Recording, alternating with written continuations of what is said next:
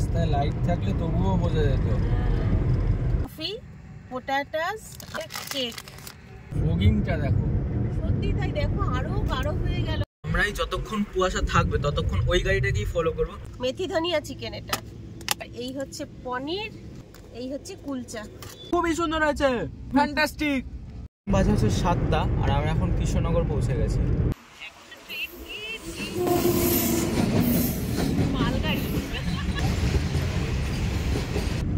এই যে এখানে মারাত্মক এখানে যদি কেউ বাটিতে মুড়ি ঢালে আর সাথে একটু চানাচুর ঢেলে দেয় আর ছাকাতে হবে না। সত্যি কথা। এক অন্ধকার থেকে বেরিয়ে দক্ষিণবঙ্গ থেকে আর এক অন্ধকারে চলে এলাম উত্তরবঙ্গে। এখানে পার্কিং এর জায়গা আছে, এখানে আমরা রুমটা নিয়ে নিলাম, রাত্রে থাকবো বা সকালবেলা বেরিয়ে যাব। গুড মর্নিং, আজকে 22শে ডিসেম্বর এবং ভোর 4:10 হয়ে গেছে আমাদের বেরোতে বেরোতে। তো এইবার শঙ্খচিলের পাখা একেবারে অন্য রুটে চলেছে। আমরা তো সাধারণত যাই, উড়িষ্যা গেছি, ঝাড়খণ্ড গেছি, কিন্তু এইবার একেবারে সোজা নর্থ বেঙ্গল। নিজেদের গাড়িতে করে নর্থ বেঙ্গল, একদম অন্যরকম একটা এক্সাইটমেন্ট হচ্ছে আমাদের। আমরা এখন আর এটা ধরবো না, আমরা সোজা চলে যাব। এই হচ্ছে চিংড়িঘাটা এন্ড এখানে আমরা প্রত্যেক সপ্তাহে আসি, কারণ এখান থেকে কাছেই আমার ওইদিকে মামা বাড়ি। আমরা এখন এই ফ্লাইওভারটা ঢুকলাম, আমরা এখন উল্টোডাঙ্গার দিকে যাব না, আমরা এখন এয়ারপোর্টের দিকে যাব। এই জায়গাটা খুব সুন্দর জায়গা, যে কটা ইভেন্ট হয় সব এখানেই হবে। ওই যে ঘড়িটা দেখা যাচ্ছে না, এবার দেখা যাবে।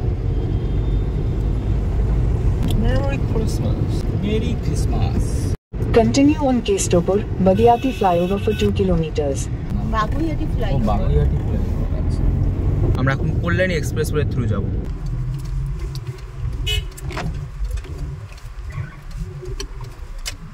Kulpi Road for 6 kilometers.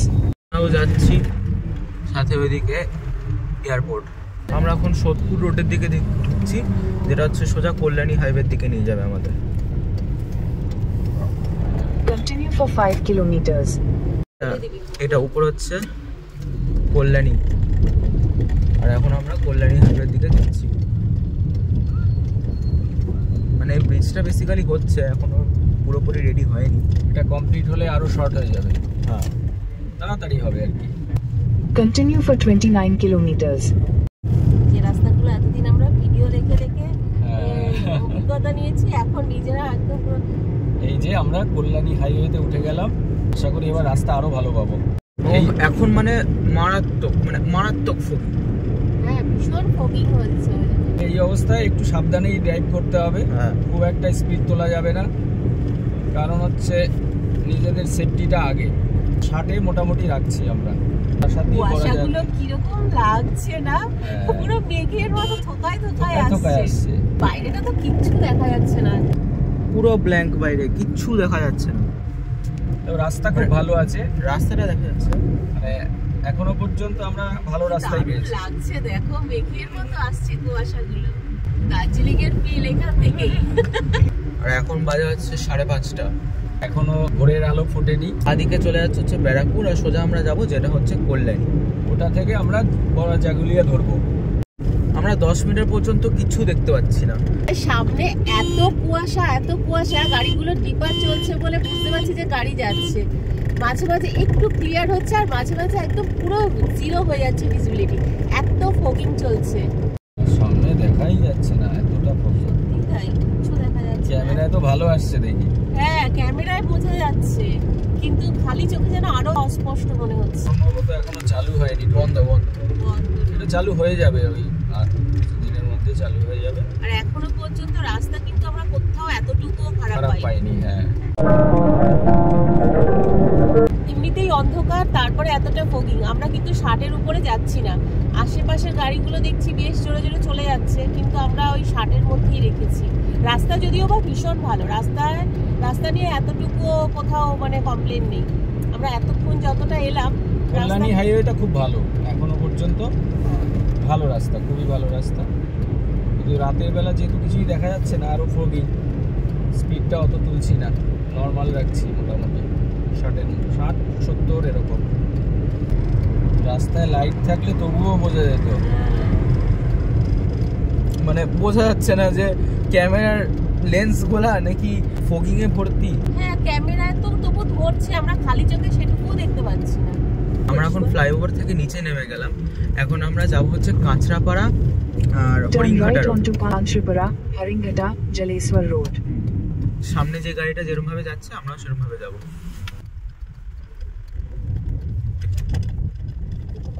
এটাই সোজা চলে যাবে জাগুলি, বড় জাগুলি। Continue for 9 kilometers. কাজ হচ্ছে রাস্তার। ঘড়িতে বাজে 6টা আর এই সবে একটু একটু করে দিনের আলো ফুটছে, কিন্তু কুয়াশা যা, কখন কুয়াশা কাটবে জানি না, মারাত্মক। মানে কুয়াশা যেন আরো ঘন হচ্ছে। যাই হোক, তবু একটু দিনের আলোটা পড়ছে বলে একটু দেখা যাচ্ছে বাইরেটা, কিন্তু একটু আগে যা অবস্থা ছিল, মানে অন্ধকার কুয়াশা, মানে ভয়ঙ্কর অবস্থা ছিল। আমরাই যতক্ষণ কুয়াশা থাকবে ততক্ষণ ওই গাড়িটাকেই ফলো করবো। কেন? কারণ এর জন্য একটা রিজন আছে, যেটা হচ্ছে রাস্তায় যত পথহোল বা কোনো যদি বাম্পার থাকে তাহলে ওটা ওর উপর দিয়ে যাবে, আমাদের উপর দিয়ে যাবে না। ওর উপর দিয়ে যাবে না, আমরা তাহলে ওকে দেখে বুঝতে পারবো সামনে বাম্পার আছে কি পটহোলস আছে। এটা কিন্তু আমরা সবসময় করি, মানে রাত্রেও যদি হাইওয়ে থেকে আসি বা এরকম ফগিং হয়, তখন এরকম একটা গাড়ি আমরা সেম ডিস্টেন্স রেখে আর ওই স্পিডটাও সেম রেখে মানে গাড়িটাকে ফলো করতে থাকি। তাহলে কিন্তু মানে খুব উপকার হয়, মানে পটহোলস, বাম্পার এগুলো খুব সহজে বোঝা যায়। আমরা বলি, একে বলি আমরা বন্ধু বানানো, মানে সামনের গাড়িটাকে রীতিমতো বন্ধু বানিয়ে নিয়েছি আমরা। এরকম আমরা করি, কিন্তু বিশেষ করে অন্ধকারে তো করি। আমাদের বারাসাত দিয়ে না যাওয়ার কারণ এটাই যে অনেক ভিডিওতে দেখেছি, অনেক কন্টেন্ট ক্রিয়েটার আছে যাদের ভিডিও আমরা দেখেছি, তারা বেসিক্যালি যতবার ওই বারাসাতের রাস্তাটা ধরেছে রাস্তাটা খারাপই থাকে। অ্যান্ড ইভেন আমি যখন ম্যাপস দেখছিলাম তখন দেখছিলাম রোড ওয়ার্কসের একটা সিম্বল আসছিল ওই রাস্তাতে।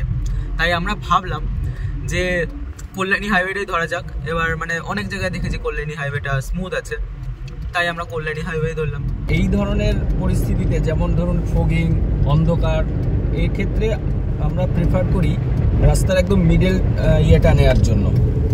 কারণ হচ্ছে বাদিকে অনেক সময় অনেক সাইকেল যাচ্ছে কি ভ্যান যাচ্ছে, হ্যাঁ আমরা তো দেখতে পাবো না হুট করে অন্ধকারে, যার জন্য মিডলটা ধরাটা বেস্ট।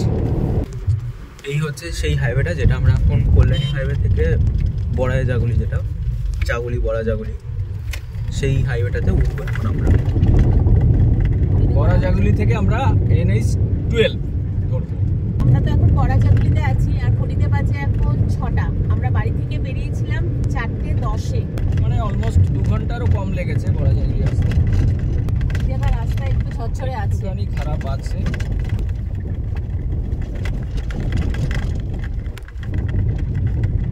হাইওয়েতে উঠলে আবার ব্যাস।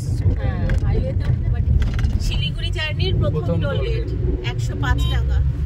বাজে হচ্ছে 7টা আর আমরা এখন কৃষ্ণনগর পৌঁছে গেছি। এইখান থেকে কৃষ্ণনগর হচ্ছে বাঁ দিকে। কৃষ্ণনগর সিটিকে বাইপাস করে যাচ্ছি আমরা এখন, ফ্লাইওভার ধরে সোজা শিলিগুড়ি।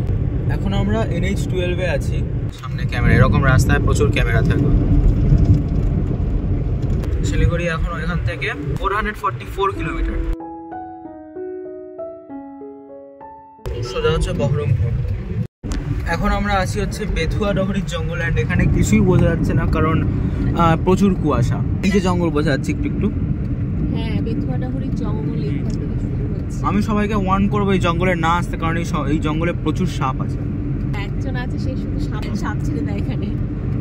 এই সাবধানে আসবেন এখানে আসলে। ব্যাটেল ভাইপার, চন্দ্রঘোড়া, ওই চন্দ্রকোনাটাকে র্যাটেল ভাইপার বলে। বহরমপুর টোল সামনে দেখো, হ্যাঁ দেখলাম তো। সামনে এই যে এইখানটা দেখো। প্রচুর সর্ষে ক্ষেত রয়েছে এখানে, কিন্তু ফগিং এর জন্য পরিষ্কার বোঝা যাচ্ছে না। প্রচুর আর এখানে দেখছি থেকে থেকেই রস জাল দেয়, খেজুর রস জাল দিয়ে গুড় তৈরি হচ্ছে। কিছু দূর পরে পরেই দেখতে পাচ্ছি। ঘড়িতে বাজে 8টা, এখনো বাইরের অবস্থা এইরকম। এই জায়গাটির নাম হচ্ছে দেবগ্রাম, অ্যান্ড এখানে যে রাস্তাটা সেটা একটু ন্যারো হয়ে যাচ্ছে। সো এখানে একটু সিঙ্গেল লেন আর কি। হ্যাঁ, সো এখানে একটু সাবধানে চালাতে হবে। আমরা এখন পলাশি পৌঁছালাম, অ্যান্ড এখন টাইম হচ্ছে 8:18। টিকিট নেই। এই যে এটা কি পলাশি? ওই যে হ্যাঁ ওই তো ওই যে হ্যাঁ, এই যে এই যে পলাশি গেট, ঐতিহাসিক স্মৃতিসৌধ। পলাশী স্মৃতিসৌধ। এই আমাকে তুলছো কেন? কে বানাচ্ছে সেটা দেখাতে হবে না। এদিকে কফি হচ্ছে আর এই দিকে ঠিক হাইওয়ের পাশে একটা সুন্দর সর্ষে ক্ষেত। কড়া করেই করি হ্যাঁ কফিটা। কফি, পোটাটাস আর এই হচ্ছে কেক। কেকটা কিছুটা খাওয়া হয়ে গেছে। ভালো হয়েছে? আর একটু কড়া হলে ভালো হয়। Merry Christmas. এই যে তোমরা খাও পোটাটোস, কেক এই সমস্ত খাও, আর আমি খাবো এইটা। এটা হচ্ছে আমার খাবার। শীতের দিনে সকালবেলা গরম গরম কফি, এরকম হাইওয়ের পাশে। হ্যাঁ হাইওয়ের পাশে, তার সঙ্গে সর্ষে ক্ষেত। হ্যাঁ, আর পাশে হচ্ছে সর্ষে ক্ষেত পুরো। বহরমপুরের আগে দাঁড়িয়েছি, একটুখানি ভালো পরিবেশ দেখে আমরা দাঁড়িয়েছি। বাদিকে সর্ষে ক্ষেত দেখে এখানে টি ব্রেকটা সেরে নিলাম। টি না, কফি ব্রেক। এখানকার গামছা বিশাল ফেমাস এবং লঙ্কা। হ্যাঁ, বেলডাঙ্গার লঙ্কা বিখ্যাত। দেখলেই বোঝা যায় যে এই জায়গাটা বেলডাঙায় পৌঁছে গেছে। কেন সবাই কি ঝাল ঝাল নাকি? না এত গামছা চলে দেখলেই মনে হয় এই যাওয়ার দিন গামছা আর লঙ্কা কিনে নিয়ে যাবো। হ্যাঁ, গামছা গাইস। জায়গাটায় জ্যাম গো, রাস্তাটা বড্ড ন্যারো এখানে। না হলে পরে এই জ্যাম ছাড়বে না। তবু একদম আটকে যায়নি, দাঁড়িয়ে থাকিনি এখনো পর্যন্ত। দাঁড়িয়ে থাকিনি, কিন্তু ওই 20 উপরে তোলা যাচ্ছে না, এই হচ্ছে ব্যাপার। আমরা বেলডাঙার যেই জ্যামটা ছিল সেটা আমরা ক্রস করলাম, এন্ড আশা করছি এখন রাস্তাটা ফাঁকাই হবে, কারণ সামনে আমরা দেখতে পাচ্ছি যে 2 লেন হাইওয়ে মানে এসেছে। কিন্তু জ্যামে আমাদের কিন্তু দাঁড়িয়ে থাকতে হয়নি, গাড়ি কিন্তু রানিংই ছিল, স্লো হলেও রানিংই ছিল। 9:22 আর আমরা বহরমপুর ঢুকে গেলাম। এই ফগিং এর মধ্যেও মোটামুটি টাইম ঠিকই আছে আমাদের। হ্যাঁ, টাইমে ঢুকছি, ঠিকঠাকই আছে। আমরা বাড়ি থেকে বেরিয়েছি উল্টোডাঙ্গা পর্যন্ত পুরো সিগন্যাল খেতে এসেছি, মানে ম্যাক্সিমাম সিগন্যালগুলোতে দাঁড়িয়েছি। তারপরে শুরু হলো ফগিং। বড়জাগুলির আগে থেকেই মোটামুটি ফগিংটা শুরু হয়েছে। কল্যাণী হাইওয়ে থেকেই পুরো। হ্যাঁ, কল্যাণী হাইওয়ে থেকে মারাত্মক ফগিং ছিল। তারপরে এখন তো 9:22 মানে 9:30 বাজতে যায়, তাও ফগিংটা অনেকটাই কেটেছে। 2 জায়গায় দাঁড়িয়েছিলাম মাঝে। একটা পেট্রোল পাম্পে দাঁড়িয়েছিলাম, ওয়াশরুম ব্রেক নিলাম, আর তারপরে কফি ব্রেক নিয়েছি। এরপরে আরেক জায়গায় দাঁড়াবো ব্রেকফাস্টের জন্য, তারপরে লাঞ্চের জন্য। মোটামুটি ওই 2-3 জায়গায় দাঁড়াবো আরো। তো যাই হোক, আমরা ওই 200 কিলোমিটার পর পর মোটামুটি একটা ব্রেক নিচ্ছি। বহরমপুর চলে গেল, এরপরে আসবে ফারাক্কার পরে আমরা ব্রেকফাস্ট করব। আমরা এরকম একটা প্ল্যান করেছি। এই যে বাদিকে চলে যাচ্ছে হচ্ছে বহরমপুর টাউন, আর এখান দিয়ে এই বাইপাস সোজা রাস্তাটা চলে যাবো। হ্যাঁ, এই বাইপাসগুলো হওয়াতে খুব সুবিধা হয়েছে আমাদের কখনো ফেস করতে হয়নি ওই সিটির ভিতর দিয়ে যাওয়াটা। আমরা সবই মোটামুটি বাইপাস করেই যাবো, যতগুলো বাইপাস ওপেন হয়েছে। পুরো রাস্তা এখনো পর্যন্ত কোথাও খারাপ হয়নি। এখনো পর্যন্ত খারাপ আসবে। হ্যাঁ, বহরমপুর বাইপাস 1 লেন হয়ে গেছে কেন এখানে? না, ওই দিক দিয়ে তো যাচ্ছে, কাজ হচ্ছে। দেখো ফগিংটা আরো যেন গাঢ় হচ্ছে। জোরে ফগিং ছিল না, একটু বেশি ফগিং না? দেখো ফগিংটা দেখো, সত্যি তাই। দেখো আরো গাঢ় হয়ে গেল আজকে। কি এরকমই এই আমরা ভালো দেখতে পারবো তো, ওখানে গিয়ে আবার ফগিং পাবো না তো এরকম? তাহলে তো হয়ে যাবে সর্বনাশ। 10টা-11টা অবধি থাকবে। এই নিচ দিয়ে এখন চলে যাচ্ছে হচ্ছে হুগলি নদী, এর জন্য ব্রিজটা এত লম্বা।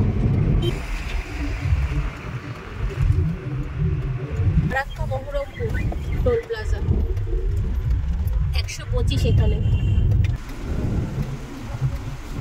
টোলটা একটু অ্যাডভান্স, এমনি তাড়াতাড়ি নিয়ে। এবার ডান দিকে গেল নবগ্রাম, বাঁ দিকে গেল নবগ্রাম। কিন্তু আমরা কোনো গ্রামেই যাব না। 80 কিলোমিটার ফাইনালি রোদ্দুর উঠেছে। ওয়াও, কটার সময়? 9:50 রোদ্দুর উঠেছে। ও মাই গড, 10টা বাজতে যায়, রোদের দেখা হলো। ফাইনালি রোদ্দুর উঠেছে। মাই গড, এই পাপ্পু ধাবা। এই যে পাপ্পু ধাবা, এখানে সবাই দাঁড়ায়, কিন্তু আমরা দাঁড়াবো না। আমাদের ব্রেকফাস্ট আমাদের মধ্যেই রয়েছে। এটা হচ্ছে দক্ষিণ গ্রাম। আমরা আগে দেখলাম নবগ্রাম, এটা হচ্ছে দক্ষিণ গ্রাম। 3টে গ্রাম দেখলাম, এটা হচ্ছে নবগ্রাম, আর এটা হচ্ছে দক্ষিণ গ্রাম, আর একটা মোড়গ্রাম। কত সর্ষে হয়ে রয়েছে পিছনে, আরো সর্ষে ক্ষেত দেখেছি আমরা, কিন্তু এত ফগিং ছিল, এত অস্পষ্ট, মানে সামনে থেকে বুঝতে পারছি এগুলো সর্ষের ক্ষেত, কিন্তু পুরোভাবে ভিজিবিলিটিটা ছিল না, বিশেষ করে বেথুয়া ডহরির ওই জঙ্গল ওই সমস্ত এলাকাতে অনেক সর্ষে গাছ দেখেছি। এটা হচ্ছে মোরগ্রাম, আমরা এর আগেও একটা মোরগ্রাম দেখেছিলাম, সেটা কার মোড় আমি জানি না, বাট এই যে এই জায়গাটা ক্রুশিয়াল জায়গা। যারা বোলপুর, শান্তিনিকেতন বা রামপুরহাট থেকে বা তার আশেপাশে থেকে যদি কেউ আসতে চান, তারা এসে NH12 কে এই জায়গাটাতে মিট করবেন। গাইস দেখুন পলিউশনের ভান্ডার। বলছি এই ওমরপুরে তো একটা তো জ্যাম হয় না? হ্যাঁ হ্যাঁ, আমি কি জানি, হ্যাঁ জ্যাম হয়। এটা একটা মানে বেশ জনবহুল এলাকা এই ওমরপুর, এখানেও আমাদের জ্যামে আটকাতে হলো না, মোটামুটি একটু ট্রাফিক ছিল, গাড়ি রানিংয়েই ছিল।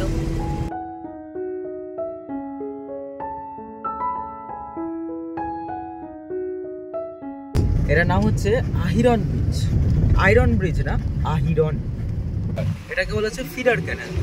এইটাই হচ্ছে এইখান থেকে হুগলি নদীটা হয়েছে। ওভারটেক করা যাবে না। ওভারটেক করা যাবে না। হ্যাঁ হ্যাঁ, বেশি বহরমপুর ফারাক্কা টোল প্লাজা, এটা হচ্ছে 75। এই টোলটাও হচ্ছে একটু 100 নিচে। এই প্রথম 100 নিচে পেলাম। হ্যাঁ, 3-4টে পেরিয়ে এলাম, এটাই 100 নিচে। ফুল ফুল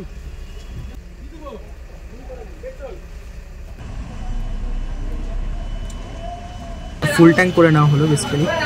3399 মানে 3400, পেলাম হচ্ছে 32.3।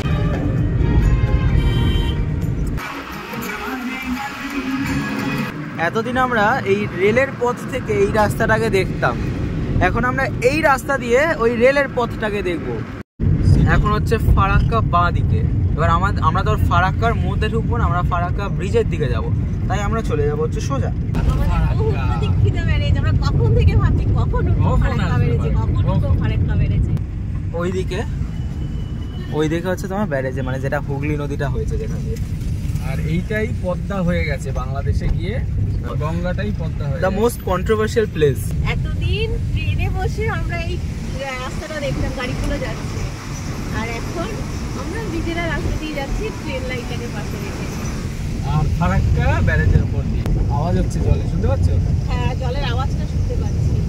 109টা গেট আছে টোটাল। এই যে নতুন ব্রিজটা তৈরি হচ্ছে ওপাশে, ট্রেন থেকে কি সুন্দর লাগে দেখতে না, ট্রেনে বসে। 20 কিলোমিটার প্রতি ঘন্টা একটা ট্রেন, মালগাড়ি।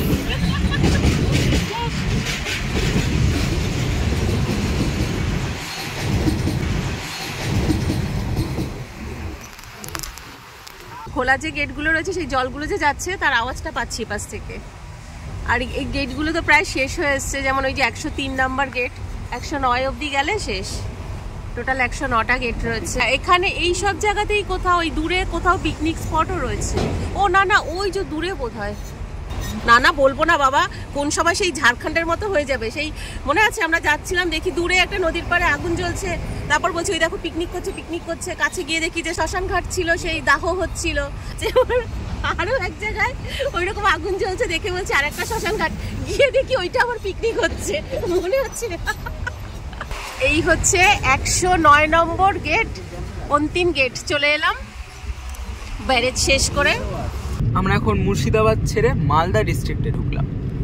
এটা কি নাম? Farakka Raiganj highway limited. এইখানকার টোল এত ভালো কেন? ফটাফট নিয়ে নেয়, মানে আধুনিক করেছে, টাকাটাও ভালো নেয়। হ্যাঁ, টাকাটা 140 রায়গঞ্জ ফারাক্কা। লাগছে রাস্তাটা। আচ্ছা, কেউ হেলমেট পরে না কেন এখানে? দেখো তিনজন যাচ্ছে বাইকে, আবার হেলমেট নেই, কিছু নেই। আমাদের ওভারটেক করে গিয়ে ও খুব আনন্দ পাচ্ছে। এবার আমরা চলে এলাম মালদা সিটির মধ্যে। আমার সামনে মনে হচ্ছে জ্যাম, জ্যাম জেলি সব আছে। এইবার আমরা জ্যাম জেলিতে আটকালাম, স্যান্ডউইচ। আমরা এখন একটা ছোট্ট একটা মাঠের এখানে দাঁড়িয়েছি, অ্যান্ড এটা পুরো হাইওয়ের পাশে, লাইক হ্যাঁ, আর এদিকটা হচ্ছে আমবাগান। অ্যান্ড আমরা এখানে হচ্ছে এখন আমাদের লাঞ্চটা করব। এখন বাজে হচ্ছে 12:30টার মতো। এই হচ্ছে চিকেন, মেথি ধনিয়া চিকেন এটা, আর এই হচ্ছে পনির, এই হচ্ছে কুলচা, আর এই যে টক দই। এই হচ্ছে মানে আমাদের লাঞ্চ। টুকটাক খাবার খেতে খেতে আমাদের ব্রেকফাস্টটা পুরো স্কিপ হয়ে গেছে। আমি ব্রেকফাস্ট, লাঞ্চ, ডিনারও ইভেন বানিয়ে নিয়ে এসেছি। ব্রেকফাস্টে যেটা ছিল আর রাতে ডিনারের জন্য যেটা করে নিয়েছি ওটা ওই রাতে একসঙ্গে ওরা খেয়ে নেবে। মানে এখানে দাঁড়াই সেখানে দাঁড়াই সেখানে দাঁড়াই এখানে দাঁড়াই করতে করতে ফারাক্কা চলে এলো। মালদা ডিস্ট্রিক্টের মধ্যেই রয়েছে, তো এত বেলা হয়ে গেছে, প্রায় কটা বাজে, 1টা বাজতে যায় বোধ হয় না, 40 হ্যাঁ প্রায় 1টা বাজতে যায়। তো আমি বললাম ব্রেকফাস্ট আর করার দরকার নেই, সে একেবারে লাঞ্চ করে নিই। আমি ব্রেকফাস্টের জন্য ওটস উপমা প্ল্যান করে রেখেছিলাম, ওই পনির পুরো রেডি করে রেখেছিলাম, ভেবেছিলাম বানিয়ে খাবো রাস্তার পাশে, তো সেটা তো আর হলো না। তো এখন একেবারে লাঞ্চ।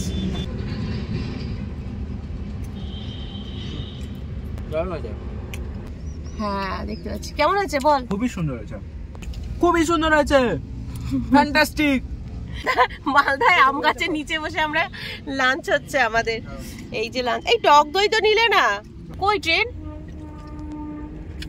দেখতে পাচ্ছি না তো ট্রেন। পুরো আম বাগান, ওই পাশটায় দূরে পুরো আম বাগান, আর এখানে ওই গ্রামের মানুষরাই বোধহয় এসে বসে ঠসে। পুরো খোলা একটা মাঠ, আর পাশ দিয়ে হাইওয়ে চলে গেছে।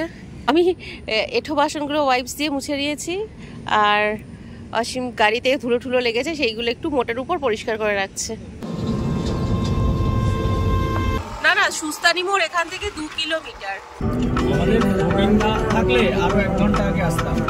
এই যে এখান দিক দিয়ে হচ্ছে মালদা টাউন, এই যে বাসটা দিকে ঢুকছে সেই দিকটা। ড্রাইভার আঙ্কেল এখন ড্রাইভিং করছে, খুবই সুন্দর ড্রাইভিং করছে। এবারে দেখি ব্লগার আন্টি কি করছে। খাওয়া দাওয়া করে এখন রেস্ট নিচ্ছে। কালকে সারাদিন আমি রান্না বান্না করেছি দাঁড়িয়ে দাঁড়িয়ে, সারাদিন কালকের রান্না প্লাস আজকের রান্না, সেই পরিশ্রমের পারিশ্রমিক এটা নিচ্ছি, ঠিক আছে? আমি অ্যাজ আ কো পাইলট বসে আছি, অ্যান্ড আমার ড্রাইভার পাশে গাড়ি চালাচ্ছে। এখন আমরা আসল সিনটা এখন এনজয় করব। অনেক আম বাগান পড়বে সামনে। আর আম বাগান পড়বে না, এবার চা বাগান পড়বে।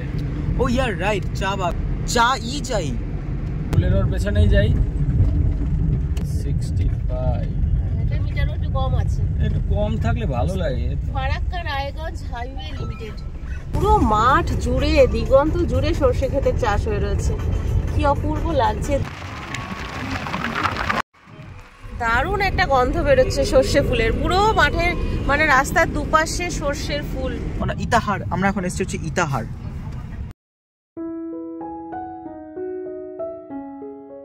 রায়গঞ্জ বাইপাস রোড, অ্যান্ড এই ফ্লাইওভারটায় আমরা জাস্ট উঠলাম।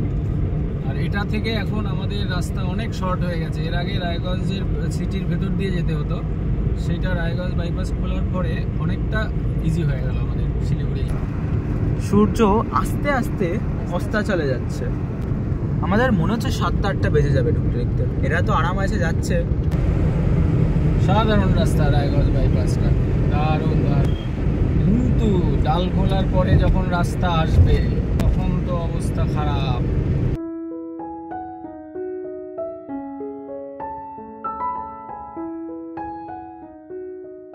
আমরা এখন ডালখোলাতে আছি, অ্যান্ড সেই বাজে রাস্তাটা পড়বে আশা করছি সামনেই। এখন বাজে হচ্ছে 3:52, 4টে বাজে। হ্যাঁ, আর 8 মিনিট গেলে আমাদের 12 ঘন্টা কমপ্লিট হবে। 100 কিলোমিটার বাকি। হ্যাঁ, অ্যান্ড এখান থেকে আমরা ডান দিকে নিয়ে নেব, সামনে যে ফ্লাইওভারটা আসবে ওখান থেকে ডান দিকে নেব। ডান দিকে কিষানগঞ্জ, শিলিগুড়ি, আর শিলিগুড়িও ডান দিকে অবভিয়াসলি।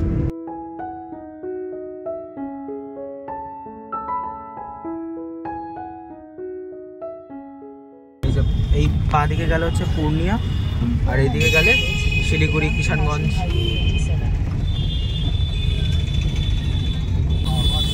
দুজন NH-27 আছে প্রচুর পটহোলস, একটু সাবধানে আসতে হবে। হ্যাঁ, একটু সাবধানে যেতেই হবে। এই যে এখানে মারাত্মক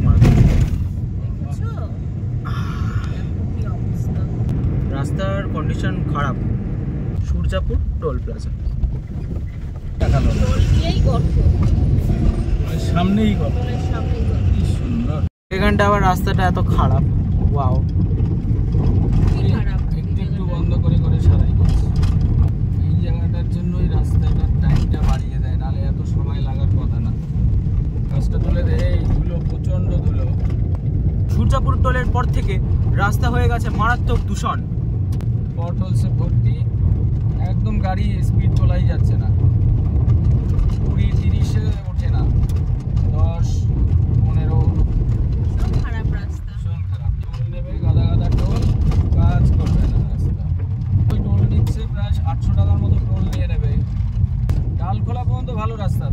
থেকেই রাস্তা খুব খারাপ হচ্ছে। ওই সূর্যাপুর টোল প্লাজা আসার প্রায় 1 কিলোমিটার আগে পর্যন্ত খুবই ভালো, তারপর থেকেই শুরু হয়েছে এই রাস্তাটা পুরোতে ফগিং হয়ে গেছে। পুরো এত বাজে রাস্তা, পুরো মানে কি বলবো, তখন সকালে ফগিং ছিল আর এখন পুরোই ফগিং হয়ে রয়েছে, পুরোর ফগিং। ওই ওই ওই গাড়িটা কিভাবে গেল, পুরো ফগিং করতে করতে গেল। এখানে যদি কেউ বাটিতে মুড়ি ঢালে আর সাথে একটু চানাচুর ঢেলে দেয় আর ছাকাতে হবে না। হ্যাঁ সত্যি কথা, ও ঠিকই বলেছে। এই রাস্তায় বাটির মধ্যে মুড়ি আর চানাচুর নিয়ে বসলে এমনি ঝাঁকানিতে ঘটি গরম হয়ে যাবে। একটা ট্রেন যাচ্ছে, দেখা যাচ্ছে না সেটা আলাদা ব্যাপার। আমরা এখন ওয়েস্ট বেঙ্গল থেকে বেরিয়ে বিহারে ঢুকেছি। এই হচ্ছে কিষানগঞ্জ স্টেশন।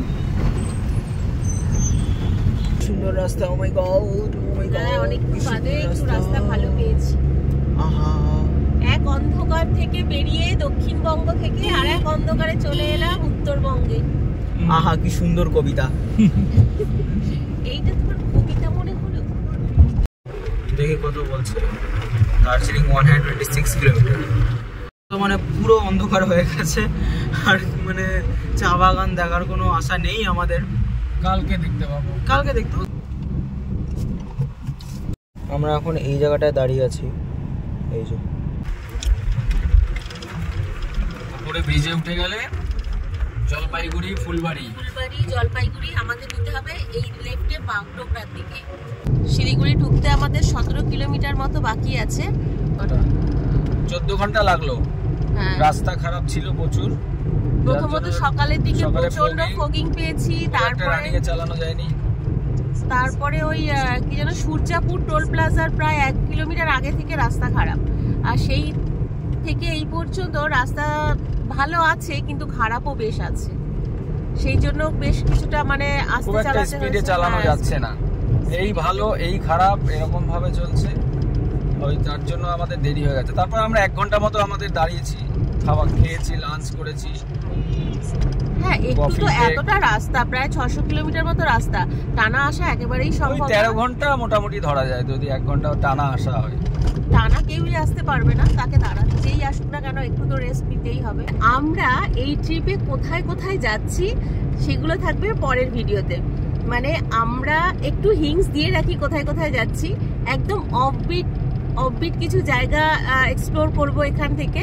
মানে একদম জঙ্গলের পাশে থাকার একটা ইচ্ছা আছে, যেখানে সারা দিন ময়ূরের ডাক আসে, এবং যে নদীটার পাশে থাকবো সেখানে নাকি বন্য জীবজন্তুরা জল খেতে আসে। ভাগ্যে থাকলে তাদেরও দেখা মিলতে পারে। তারপরে আমরা সেইখান থেকে চলে যাব সিকিমের একটা একদম অফবিট জায়গায়।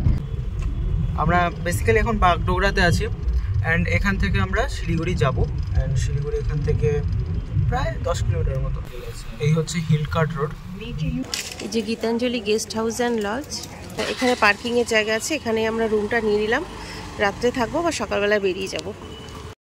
এই যে আমাদের রুম, এখানে একটা মিরর আছে আর উইন্ডো আছে, আর এই হচ্ছে বেডটা বেশ বড়ই আছে, টিভি আছে দেখছি, আর ওয়াশরুমটা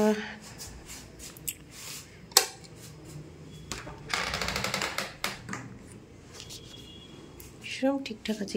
এই হোটেল খুঁজে ঢুকতে ঢুকতে হোটেলে আমাদের প্রায় 8টা বেজে গেল। এখন পুরো রেস্ট নেব, জাস্ট ডিনার করব, ডিনার করেই একদম শুয়ে পড়ব। আর আমাদের এই হোটেলটা কিন্তু 1000 টাকা নিয়েছে। আমরা ওখান থেকে কিছু বুকিং করে আসিনি, মানে কলকাতা থেকে কিছু বুকিং করিনি, জাস্ট কয়েকটা নাম্বার কালেক্ট করেছিলাম। কিন্তু সেই সমস্ত হোটেলগুলো আমাদের অতটা মানে ভালো লাগছিল না, আর পার্কিংয়ের স্পেস তেমন কিছু না, রাস্তায় পার্কিং করতে হতো। কিন্তু এখানে একদম সেপারেট পার্কিং এরিয়া আছে এদের, মোটামুটি আর 1000 টাকার মধ্যে হয়েও গেল। শুধু রাত্রিটুকু ঘুমাবো আর সকালবেলা উঠে বেরিয়ে যাব। এখানে তো কোনো মানে বাইরের সাইট সিন করার কিছু আছে না, রুম থেকে বাইরে কোনো ভিউ আছে। আর এরপরে আমরা কোথায় যাচ্ছি, কোন অফবিটে থাকবো বা কি কি দেখবো, সেই সমস্ত দেখার জন্য তো পরের ভিডিওগুলো দেখতে হবে। যদি কিছু জিজ্ঞাসা থাকে কমেন্ট করে জানাবেন, উত্তর দিয়ে দেবো।